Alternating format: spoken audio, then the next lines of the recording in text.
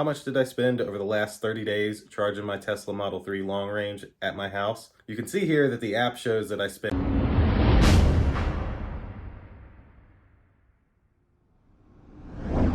All right, so today we're gonna try, keyword is try, to debunk the myth that charging at home is expensive and that you really don't save any money when you buy an EV. So in this video, I'm gonna go over exactly what it cost me my first month to charge my Tesla at home. So you're gonna see the actual graphs with the actual number and have an actual amount that I paid extra on my power bill for me charging my electric vehicle at my house. So let's get into the facts. So let's see how much it really cost me to charge my EV for 30 days. Click like, click subscribe, indulge in your life at indulgeclothing.com for the merch, and get ready to be blown away.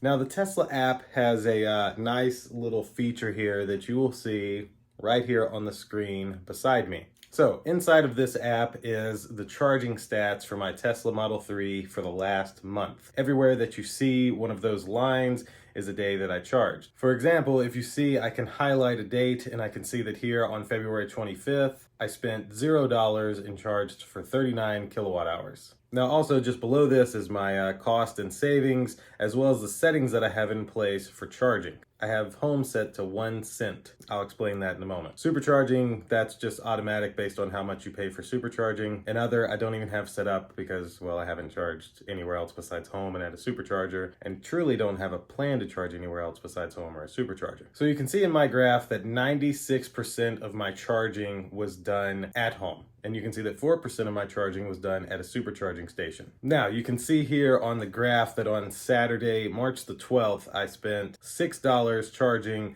at least from what the app can show me. That is actually when we were in Columbus and I wanted to charge up. And then the next day, and then the following day when we were still in Columbus, we had some plans afterwards, so we wanted to get another boost. So we spent $4 charging on March 13th. Now, let me add to this by saying that I didn't necessarily have to charge, I just wanted to charge because I didn't want to have range anxiety. We had more than enough battery really to go to Columbus and back. It was like 108 miles there, 108 miles back. We could have made it on 100% charge, but we didn't leave here at 100%, so I charged when I got there, and then when we made the other plans for afterwards, we didn't want to have an issue, so we supercharged again the next morning. Now actually, if I come over here, now the app kind of shows you rounded numbers. You can see here, this is my charging from March 12th. You can see that I had 1 minute at 11 cents a minute, which was tier 1, and then I also had 17 minutes at tier 2, which charged me 29 cents a minute. So what you saw here is the actual receipt from March 12th, and you can see that cost was $5.04. The app says $6 because it's adding what I charged at home that day. Then here for March 13th, the following morning, you can see that we just have one bill for 31 minutes of charge, all at 11 cents per minute, which only cost me $3.41. To put this into perspective, I got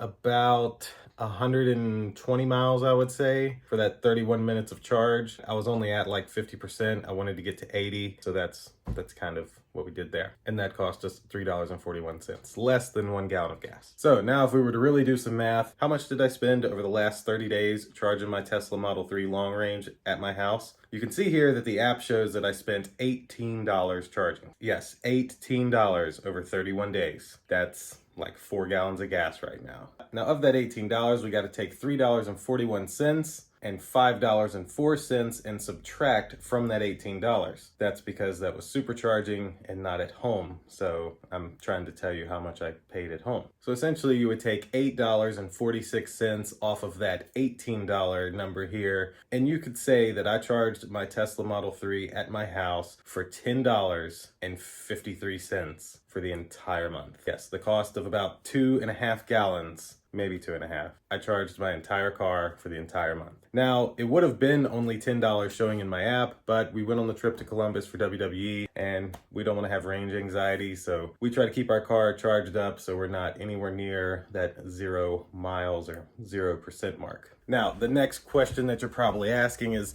well, how in the world did it only cost you $10 to charge up a 75 kilowatt hour battery every single night? This right here is the answer. In every state, it's gonna honestly be different. For me, I'm quite lucky in the fact that I live in Georgia, and currently we have really, really cheap power rates. So on this EV plan that I'm on with Georgia Power, for super off-peak, which is 11 p.m. to 7 a.m., I only pay 1 cent per kilowatt hour. The car has a 75 kilowatt hour battery, so you could see it would cost me less than $1 if I was on 0 every single day to get to 100%, which of course, we're normally never that low. We're normally at 40, 50%. We're only charging up to 80% anyway. Now then there's also the on-peak rates, which is where it's super expensive. It's like 20 cents a kilowatt hour. That's like 2 p.m. to 7 p.m. I would never want to charge during that time. And then there's also a 7 a.m. to 2 p.m. rate where it's a little more expensive at 7 cents a kilowatt hour. But I specifically have my Tesla set up to charge every night from 11 p.m.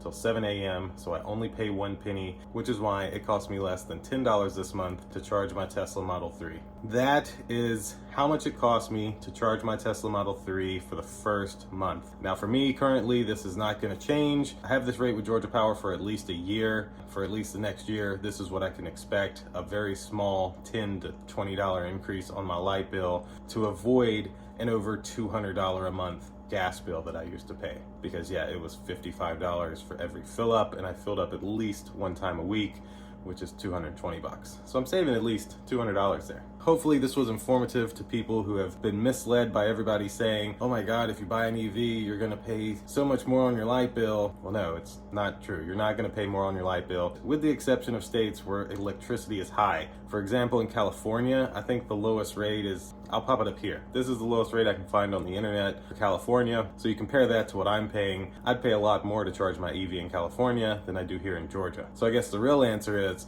it's very, very beneficial depending on where you live. So that'll do it for this one. Thanks for watching. If you have any questions or comments, leave them below. I try my best to get to all of those. If you can, click that like button, click subscribe, indulge in your life at indulgeclothing.com for the merch, and we'll see you in the next one. Deuces.